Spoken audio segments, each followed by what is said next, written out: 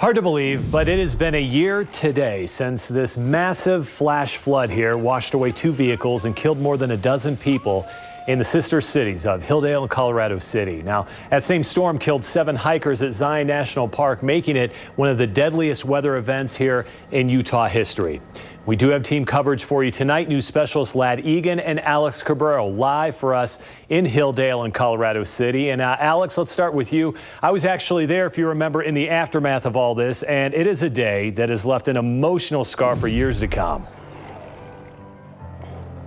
That's right, Mike. A lot of people here were talking about it and even wanting to talk about it because of what you said. It was a very emotional day. Now, in just a couple of hours, a candlelight vigil and memorial will take place here at Cottonwood Park in Colorado City, Arizona. This community, as you know, Mike, in Hildale and Colorado City, collectively, it's known as Short Creek, and it's always had a reputation of being a place where the FLDS religion thrives and families are kept from the outside world. But tonight, religion and politics are being put aside so those who died in the flooding can be remembered. Some of the people here say remembering those women and children is the best thing they can do, no matter what they believe in. For the memorial and the vigil tonight, it isn't about religion. It's not about the city. It's not about fighting with the cities. It's not about the government. It is, honestly, it's about who lost their lives. Not just here, but in Zion's. It's about honoring those. And it's also to thank all the people that showed up.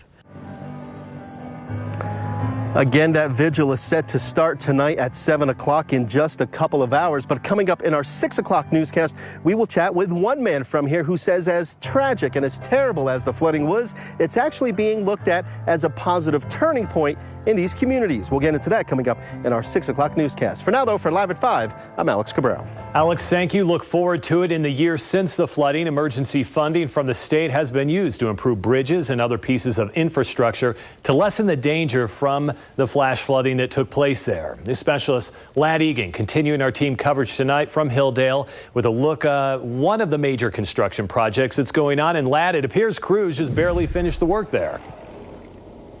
Yeah, they just finished construction here. This is a new 100-foot bridge. Let me show you a little bit of this area here. This is Canyon Street, and before this bridge was in place, you can see this road right here, water would just flow right over the roadway, making it so motorists could not pass during the storm event. But now you can see cars can go right on over this. There is this tunnel down underneath that carries the flood water. It's designed for a maximum 100-year flood event. And let me tell you why this is so important.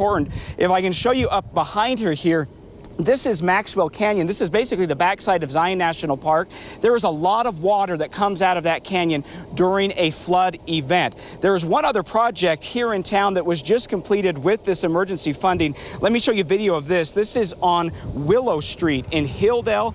Crews built a series of catch basins to direct water under the road and keep it in a controlled environment as it flows near homes. The drainage channel extends through the entire alleyway, and more money is on the way to Hildale. More than $600,000 will help build a series of drainage ponds to catch that water before it even enters the town.